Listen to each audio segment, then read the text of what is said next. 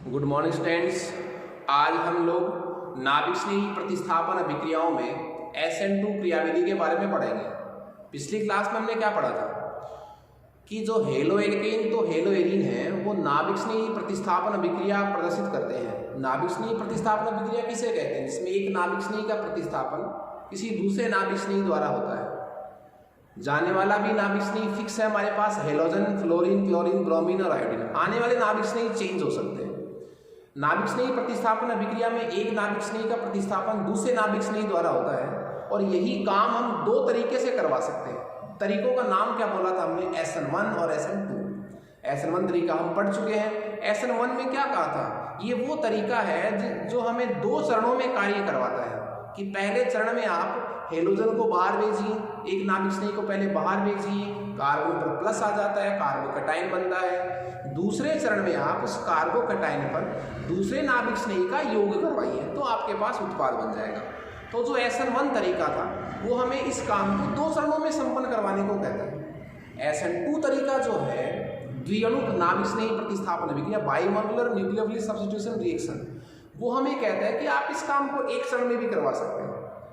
आप जिस नाभिक स्नेही को लाना चाह रहे हैं उसको बैक साइड से लाइए, विपरीत दिशा से लाइए। विपरीत दिशा किसकी विपरीत दिशा?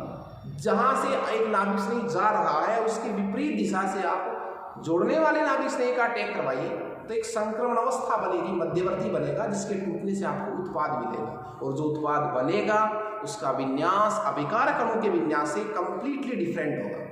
ठीक है, जिसे विन्यास का क्या कहा जाएगा? प्रतिपल कहा जाएगा।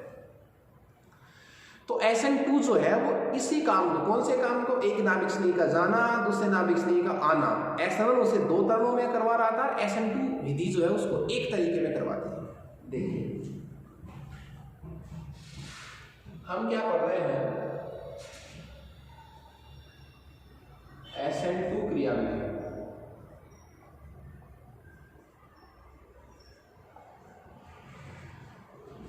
SN2 क्रियाविधि जो है वो कहती है आप इस अभिक्रिया को कितने चरणों में संपन्न करवाइए? एक चरण में संपन्न करवाइए। और इसमें करना क्या है आपको कि जो आपके पास एक हेलो एल्केन है,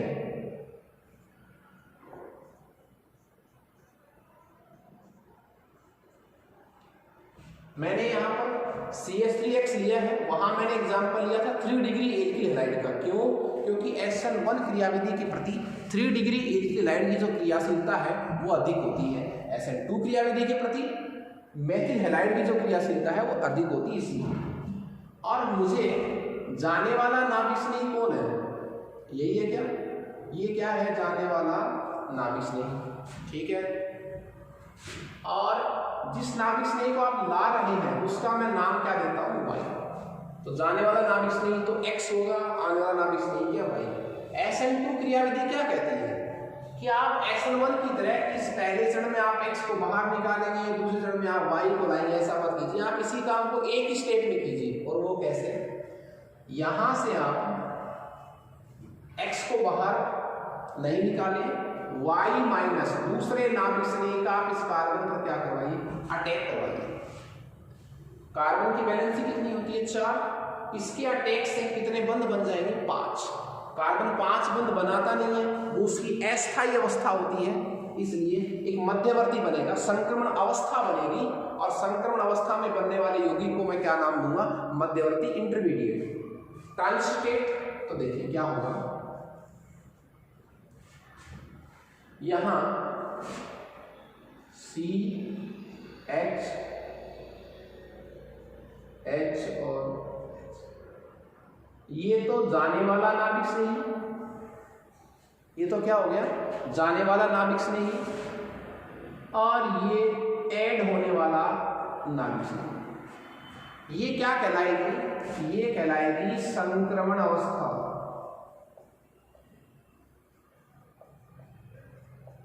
संक्रमण अवस्था या ट्रांजिशन स्टेट।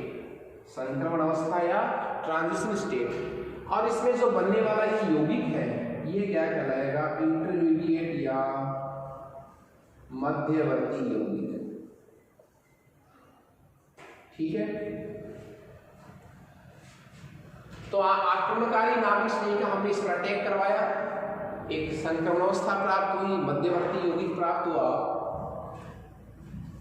और यह टूटकर, ये देखो जो संक्रमण अवस्था है, जो क्या है संक्रमण अवस्था है, वो उच्च ऊर्जा की कैसी अवस्था होती है साहब? अस्थायी अवस्था। उच्च ऊर्जा की जो क्या होती है? अस्थायी अवस्था होती है। उच्च ऊर्जा की एक अस्थायी अवस्था होती है। तो संक्रमण अवस्था जो है वो उच्च हाई एनर्जी और क्या होती है बताओ? अस्थायी अवस्था होती है। ये स्थायी अवस्था में चेंज होने का प्रयास करेगी और टूटकर क्या बनाएगी? उत्पाद बनाएगी। अब देखिए, आपको पता है एक्स को तो कहाँ जाना है? बाहर जाना है। एक्स को तो कहाँ जाना है? बाहर। तो ये तो निकाल दिया मैंने एक्स माइनस। माइनस क्यों लिखा है? क्योंकि इस तरह इलेक्ट्रॉन को लेकर जाएगा, इलेक्ट्रॉन को क्या करेगा? लेकर जाएगा। अब ये एक्स के बाहर जाते ही स्पेस क्या हो गया? खाली हो गया। अब ये स्पेस खाली हो गया तो ये जो हाइड्रोजन है ये दोनों इस तरह पलट जाएंगे, जैसे हवा की वजह से जो छाता होता है वो ऐसे हो जाता है पीछे की तरफ, ऐसे इसका विन्यास जो है वो पलट जाएगा। तो सी एच, ये हाइड्रोजन यहाँ, जैसे मैं इसको 1 नाम दूँ, इसको 2 नाम दूँ, इसको 3 दूँ, तो यहाँ तो 3 रहेगा ही, ये 1 जो है वो यहाँ आ जाएगा, ये H2 जो है वो यहाँ आ जाएगा, ठीक है। और ये जो है Y, ये आपके पास क्या बन गया? प्रोडक्ट बन गया, ठीक है। ये SN2 की जो है वो मेन मैकेनिज्म है, SN2 की जो है वो क्रियाविधि है। आप इसको वापस से सुनिए। एक नाभिक स्नेही जा रहा है, चला गया, दूसरा नाभिक स्नेही आया है Y माइनस, एक ही चरण में काम हुआ है, मध्य में संक्रमण अवस्था बनी है जिसको TS कहते हैं, ऊर्जा की अस्थायी अवस्था होती है, टूटकर उत्पाद बनती है। आप उत्पाद का विन्यास देखिए, इसका विन्यास देखो उत्पाद का, और एक विन्यास आप किसका देखो? रिएक्टेंट का, अभिकारक का।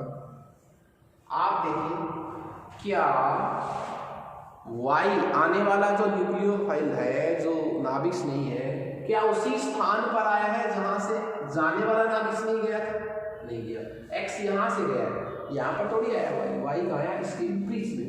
मतलब जो निष्कासित होने वाला नाभिक स्नेही है वो इधर है, उत्पाद में आने वाला नाभिक स्नेही है ना वो इधर है। मतलब आने वाला और जाने वाले नाभिक स्नेही जो स्थितियां हैं वो क्या है? विपरीत है। इसलिए मैं कहूँगा कि जो उत्पाद बना है उसमें विन्यास का क्या हुआ है? प्रतिपल 100%। विन्यास का क्या हुआ है? प्रतिपल। विन्यास का क्या हुआ? इसमें प्रतिपल हुआ है। तो इसमें विन्यास का क्या हुआ है? प्रतिपल हुआ है। इसमें विन्यास का क्या हुआ है? प्रतिपल हुआ है। तो SN2 क्रियाविधि जो है वो विन्यास के प्रतिपल के साथ संपन्न होती है, जबकि SN1 क्रियाविधि जो है वो विन्यास के रेसिमीकरण के साथ संपन्न होती है, जिसमें विन्यास का धारण भी होता है, रिटेंशन होता है और इन्वर्जन या प्रतिपल भी होता। देखिए, अब जब हम विभिन्न यौगिकों की क्रियाशीलता का मापन करेंगे कि कौन सा यौगिक SN2 क्रियाविधि जो है वो प्रदर्शित करेगा अधिकता से, उसके लिए हम देखें, आपको पता है कि जितना जल्दी Y इस पर आकर अटैक करेगा, इस कार्बन पर, आक्रमणकारी नाभिक स्नेही, आक्रमणकारी नाभिक स्नेही जितनी तीव्रता से आकर इस पर अटैक करेगा उतनी जल्दी क्या बनेगी? संक्रमण अवस्था बनेगी, उतनी जल्दी क्या बनेगा? उत्पाद बनेगा, ठीक। इसका मतलब क्या होगा? इस आक्रमणकारी नाभिक स्नेही का इस कार्बन पर जो अटैक है वो क्या होना चाहिए? शीघ्रता से होना चाहिए। मेरी बात समझ रहे हैं आप? इस कार्बन पर आक्रमणकारी नाभिक स्नेही का अटैक जितना इजीली होगा उत्पाद भी जल्दी बनेगा। अब इस पर अटैक कब जल्दी होगा? जब यहाँ इस Y को, आक्रमणकारी नाभिक स्नेही को यहाँ पर त्रिविम बाधा नहीं लगे, स्टेरिक हैंड्रेंस नहीं मिले, इसको यहाँ से स्पेस मिले, जगह मिल जाए आसानी से इस पर आने के लिए, इस कार्बन पर आने के लिए। कौन से कार्बन पर आने के लिए? जहाँ पर कौन जुड़ा है? जाने वाला नाभिक स्नेही। आपको ये बात और ध्यान रखनी है, हमें बाधा कहाँ देखनी है, हमें स्पेस कहाँ देखना है, उस कार्बन पर देखना है जहाँ पर जाने वाला नाभिक स्नेही पड़ा है। तो देखिए मैं ये कहूँगा कि ये जो यौगिक है एल्किल हैलाइड है, इसका आकार जितना छोटा होगा उतनी जल्दी किसका अटैक होगा? आक्रमणकारी नाभिक स्नेही का, और उत्पाद उतना ही जल्दी बनेगा। तो SN2 क्रियाविधि के प्रति क्रियाशीलता का जो क्रम है वो एल्किल हैलाइड के आकार पर निर्भर करता है। SN2 क्रियाविधि के प्रति क्रियाशीलता का जो क्रम है, मापन है, वो एल्किल हैलाइड के आकार पर निर्भर करता है। एल्किल हैलाइड का जो आकार है वो जितना छोटा होगा, आक्रमणकारी नाभिक स्नेही का आक्रमण उतना ही आसान होगा, उतनी जल्दी TS बनेगी, उतनी जल्दी उत्पाद बनेगा। क्लियर है? और यदि इस कार्बन इस यौगिक का आकार बड़ा हुआ तो आक्रमणकारी नाभिक स्नेही को यहाँ आक्रमण करने में त्रिविम बाधा महसूस होगी और क्रियाशीलता क्या हो जाएगी? कम। तो SN2 क्रियाविधि के बारे में आपको बता रहा था, ये क्रियाविधि जो है वो एक चरण में संपन्न होती है। SN2 का मतलब क्या है? द्विअणु नाभिक स्नेही प्रतिस्थापन अभिक्रिया, बाइमोलर न्यूक्लियोफिलिक सब्स्टिट्यूशन। एक चरण में अभिक्रिया होती है, ये सब आपने बता ही दिया। जो SN2 क्रियाविधि है वो एक द्वितीय कोटि की अभिक्रिया है। कैसी कोटि की अभिक्रिया है? एक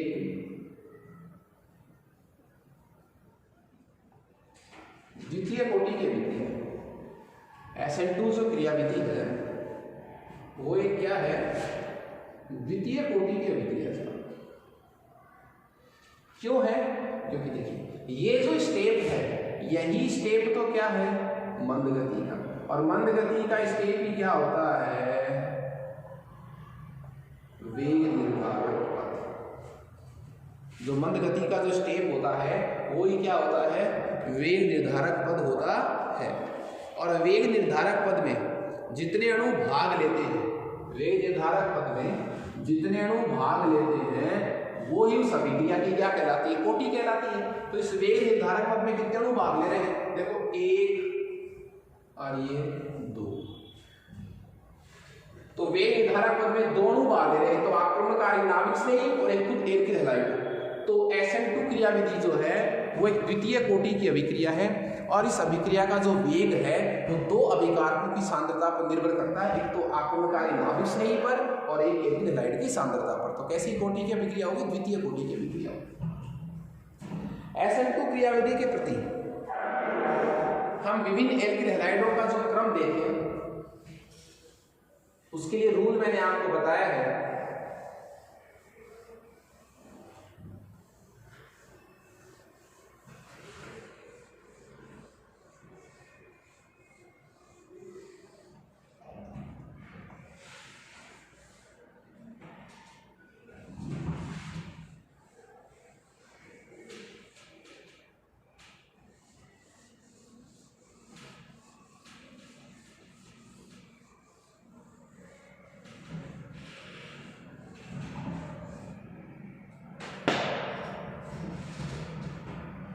SN2 क्रियाविधि के प्रति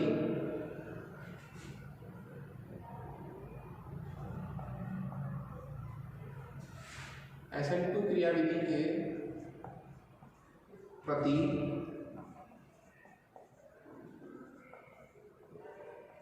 क्रियाशीलता का क्रम, और क्रियाशीलता का जो क्रम है वो किस पर डिपेंड करेगा? मैंने आपको बताया था कि आक्रमणकारी नाभिक स्नेही जो है उसका जितना आसानी से एल्किल हैलाइड के हेलोजन जुड़ने वाले कार्बन पर जितना आसान होगा, उस क्रियाविधि के प्रति उस यौगिक की क्रियाशीलता जो है वो उतनी अधिक होगी। तो कहने का मतलब क्या होगा? एल्किल हैलाइड का जो आकार है वो जितना छोटा होगा, आक्रमणकारी नाभिक स्नेही का आक्रमण उतना ही आसान होगा, SN2 क्रियाविधि की प्रति क्रियाशीलता उतनी क्या होगी? अधिक। अब हम इस छोटे बड़े को थोड़ा डिग्री से भी कह सकते हैं। जैसे 1 डिग्री में बाधा कम होगी, उससे अधिक बाधा 2 डिग्री में होगी, उससे अधिक बाधा 3 डिग्री में होगी। तो क्रियाशीलता का क्रम जो है वही आएगा, विपरीत। 1 डिग्री अधिक क्रियाशील है 2D से 2 डिग्री अधिक है 3 डिग्री से, SN2 क्रियाविधि के प्रति। इसका मतलब जो क्रम हमने SN1 में पढ़ा था उसका जस्ट उल्टा किसमें है, SN2 में। तो देखिए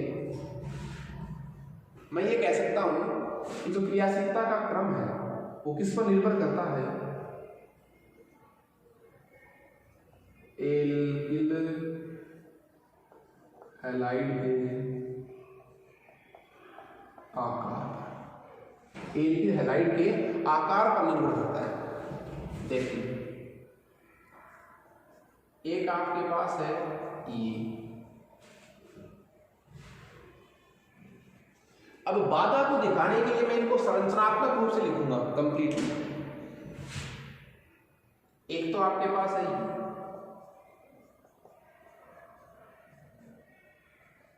एक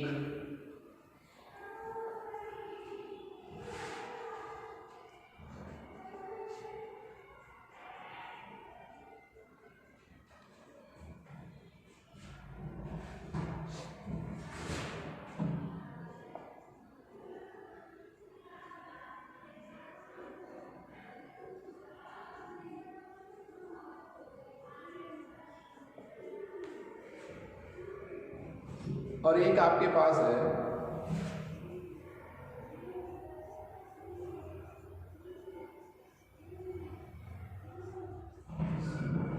ये 3 यौगिक मैंने लिखे हैं। ये 1 डिग्री एल्किल हैलाइड है, ये 2 डिग्री एल्किल हैलाइड है और ये 3 डिग्री। क्लियर है? देखिए इनके आकार की क्रियाशीलता के हिसाब से देखो तो आपको पता है आने वाले नाभिक स्नेही को कहाँ आना है, इस कार्बन। इस पर क्यों आना है? क्योंकि इसी से किसका निष्कासन होगा, जाने वाले नाभिक स्नेही का। कोई दिक्कत नहीं है। तो इस पर अटैक करवाना है हमें, किसका, वायु का। इस पर किसका अटैक करवाना है, वायु नाभिक स्नेही का। और इस पर भी अटैक किसका करवाना है, ठीक है। अब देखिए बाधा आपको कहां दिखाई दे रही है, यहां आने में तीनों छोटे छोटे समूह लगे हुए हैं। यहां देखिए आप, यहां CH3 इसको भी आप खोलेंगे तो वापस से इस तरह, यहां देखिए इसको जब आप खोलेंगे तो 1 2 3, इसको खोलो CH3 को 1 2 3। तो जैसे जैसे डिग्रियां बढ़ रही है वैसे वैसे इस कार्बन के आसपास त्रिविम बाधा बढ़ रही है, स्पेस कम हो रहा है।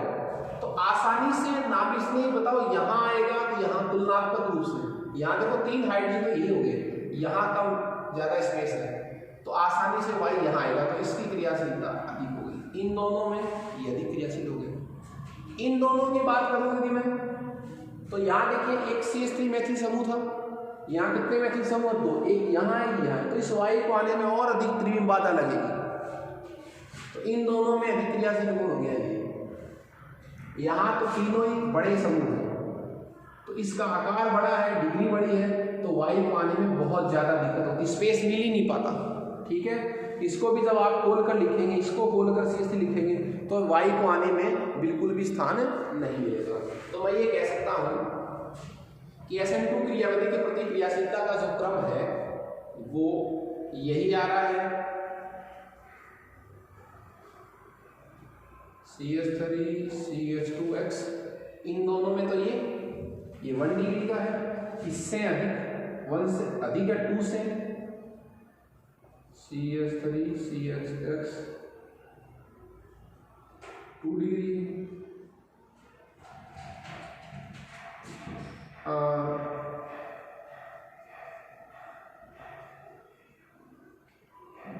ये क्या हो गया, 3 डिग्री।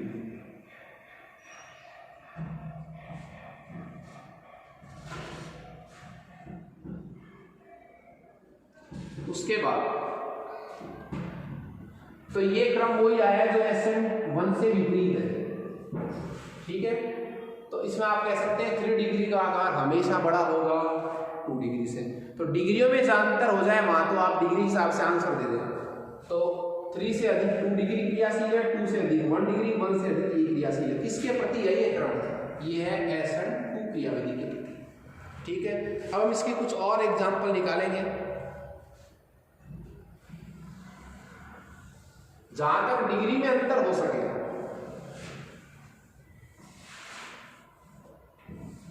जहां तक डिग्री में अंतर हो सके वहां तक डिग्री में आपको अंतर देखना है। मान लीजिए दो यौगिक आपको दिए हैं, आपको एक बहुत बड़ा दिखाई दे रहा है यौगिक, एक बहुत छोटा यौगिक दिखाई दे रहा है, लेकिन डिग्रियां यदि चेंज है तो आपको बाधा उसी में ज़्यादा, मान लीजिए इसमें डिग्री ज़्यादा होगी। ठीक है, देखिए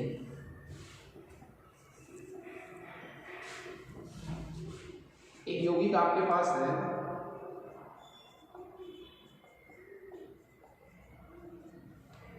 ठीक है, SN2 क्रियाविधि के प्रति क्रियाशीलता बतानी है। SN2 क्रियाविधि के प्रति एक यौगिक ये आपके पास और एक यौगिक आपके पास ये।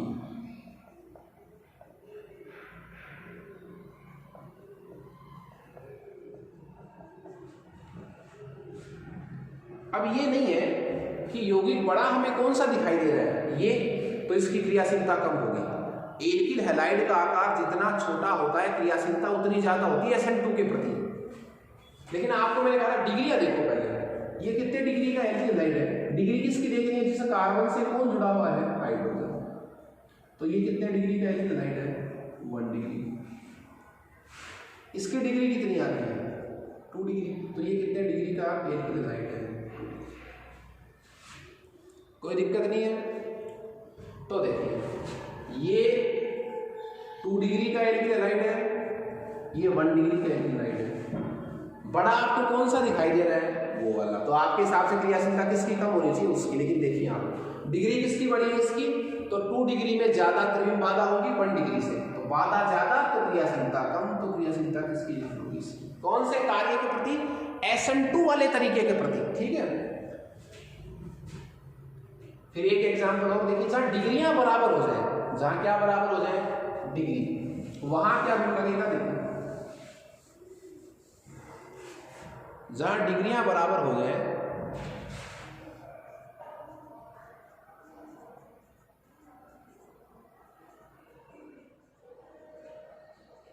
एक तो ये आपके पास यौगिक है, एक आपके पास यौगिक है ये। SN2 क्रियाविधि के प्रति आपको क्रियाशीलता बतानी है, तो यहां क्या होगा, ये कितने डिग्री का है, 2 डिग्री। कितने डिग्री का है, 2 डिग्री का। इस कार्बन की डिग्री कितनी है, डिग्री किसकी डिग्री से हाइड्रोजन जुड़ा हुआ है। यहाँ कितने डिग्री का कार्बन है, 2। इसका मतलब ये भी 2 डिग्री एल्किल हैलाइड है, और ये भी कितने डिग्री एल्किल हैलाइड है, 2 डिग्री। कहीं कोई दिक्कत नहीं है। अब मैंने आपको बताया था आपको आकार देखते समय डिग्री का ध्यान रखना जरूरी है। त्रिविम बाधा देखने के लिए आपको डिग्री चाहिए। अब चूंकि दोनों यौगिकों में क्या है, डिग्री बराबर है, तो दोनों का आकार बराबर माने, त्रिविम बाधा दोनों में बराबर मानते हैं। लेकिन फिर भी हमें एक को तो अधिक क्रियाशील बताना पड़ेगा SN2 क्रियाविधि के प्रति। तो आप ये देखो डिग्री बराबर है, हमें बाधा एक्चुअली कहाँ देखनी होती है, जिस कार्बन से कौन जुड़ा हुआ है, X। जिस कार्बन से कौन जुड़ा हुआ है, X। अब देखो इस पर बाधा हमें देखनी है, यहां देखनी हमें त्रिविम बाधा। क्लियर है, इस कार्बन पर बाधा देखनी, इस पर 2 मैथिल समूह जुड़े हुए हैं। यहां हमें बाधा देखनी है, यहां पर एक मैथिल समूह है और एक एथिल समूह है। तो एथिल समूह मैथिल से बड़ा होता है तो बाधा भी अधिक दी।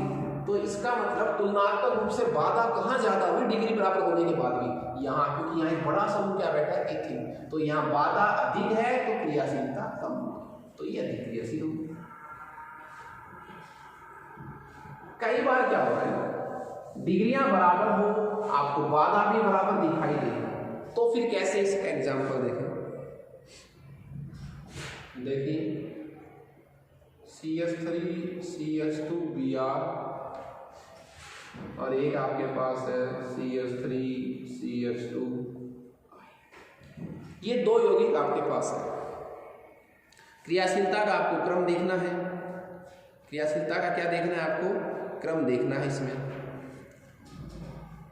देखिए किसके प्रति क्रियाशीलता का क्रम है, SN2 अभिक्रिया के प्रति। तो देखो SN2 क्रियाविधि के प्रति जो क्रियाशीलता का क्रम हमें देखना है, आप सबसे पहले डिग्री देखें। तरीका यही, आप सबसे पहले क्या देखें, डिग्री। मैंने आपको SN1 क्रियाविधि में भी तरीका बताया था कि आप पहले X को बाहर ले जाइए, कार्बन पर प्लस लगाइए, फिर देखिए प्लस कम हो रहा है कि नहीं हो रहा है। यहाँ आपको तरीका क्या करना, पहले डिग्री देखिए, दोनों में डिग्री कितनी है, ये भी कितने डिग्री का 1 डिग्री का, और ये भी कितने डिग्री का 1 डिग्री। कहीं कोई दिक्कत नहीं है।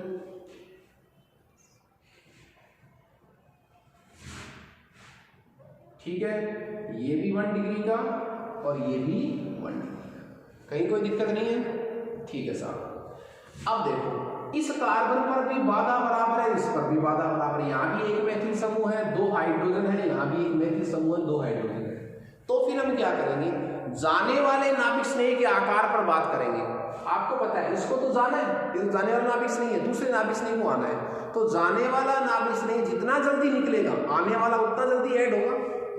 तो जिसका आकार बड़ा हुआ, ये ब्रोमीन है, ये आयोडीन है, किसका आकार बड़ा है, आयोडीन का। Fluorine, chlorine, bromine, iodine. Iodine का आकार बड़ा है तो वो उतना ही अवशिष्ट होता है, उतना ही क्या होता है, अवशिष्ट होता है। मेरे कहने का मतलब क्या हुआ, निष्कासित होने वाले नाभिक स्नेह का आकार जितना बड़ा होता है वह उतना ही अवशिष्ट समूह माना जाता है, उतना ही शीघ्रता से निकलता है। तो कौन निकलेगा शीघ्रता से, आयोडीन निकलेगा, शीघ्रता से आने वाला आएगा। तो ये शीघ्रता से निकलेगा तो आने वाला नाभिक स्नेह भी उतना जल्दी आएगा। तो क्रियाशीलता किसकी ज्यादा होगी, डिग्रियां बराबर हो, बाधा बराबर हो, तो निष्कासित होने वाले नाभिक स्नेह का आकार देखते हैं। एक छोटा सा एग्जांपल अपन समझ सकते हैं, किसी कमरे में बहुत सारा सामान पड़ा है, भंडार गृह मान लीजिए, उसमें 2 पशु घुस गए। एक घुसने वाला पशु है चूहा और एक घुसने वाला पशु है गाय या भैंस। ठीक है, तो आप किसे तीव्रता से निकाल पाएंगे, भैंस को। चूहा आप जल्दी से पकड़ में नहीं आएगा। तो मेरे कहने का मतलब क्या हुआ, निष्कासित होने वाले नाभिक स्नेह ये है जाने वाले, इनमें आकार किसका बड़ा है, आयोडीन का। ये जितना जल्दी बाहर निकलेगा, आने वाला नाभिक स्नेह उतना ही जल्दी आएगा। इसमें एक शॉर्टकट तरीका भी आप यूज कर सकते हैं, जब आपको लगे कि अब ये प्रश्न मुझे छोड़ना पड़ेगा या ये प्रश्न कंफ्यूज हो गया, तो आप एक छोटा सा तरीका यहाँ पर अपना सकते हैं। और वो तरीका क्या है कि SN1 क्रियाविधि, SN1 क्रियाविधि के प्रति क्रियाशीलता एक दूसरे के क्या होती है, विपरीत होती है। SN2 क्रियाविधि, ठीक है, SN1 क्रियाविधि के प्रति क्रियाशीलता और SN2 क्रियाविधि के प्रति क्रियाशीलता। ठीक है, इन दोनों का क्रम क्या होता है, एक दूसरे के विपरीत। ये आपको कब लगाना है, ये रामबाण सूत्र है, आपको जब ही लगाना है, ब्रह्मास्त्र सूत्र, जब आपको लगे कि प्रश्न मुझे छोड़ देना है, मुझे नहीं आना, मुझे क्रम का पता नहीं, कौन ज़्यादा क्रियाशील है कौन कम क्रियाशील है। तो आप उस यौगिक पर, जैसे आपको कोई कहे A ज़्यादा क्रियाशील है कि B ज़्यादा क्रियाशील है SN1 के प्रति, पूछा तो क्या आपसे, SN1 के प्रति, आपको SN1 के प्रति तो आया नहीं, आपने आपको बताया मुझे SN1 का तो पता नहीं, लेकिन SN2 के प्रति मुझे पता है कि कौन ज्यादा क्रियाशील है, A। आपसे पूछा है SN1 के प्रति, आपको आता है SN2 के प्रति, तो आप बेहिचक क्या कर सकते हैं, इसका विपरीत क्या होगा, ये आपका समझ है। ऐसा ही क्या कर सकते हैं, आपको पता लग गया कि SN1 के प्रति क्रियाशीलता किसकी ज्यादा है, B यौगिक की। आपसे पूछा SN2 क्या, वो आपको आता नहीं, तो आप इसका उल्टा कर दीजिए, ये क्रियाविधि किसकी हो जाएगी, SN2 के प्रति। क्लियर है। नेक्स्ट हम नाभिक स्नेह प्रतिस्थापन अभिक्रियाओं के उदाहरण पढ़ेंगे अगली क्लास में। Okay, thank you students.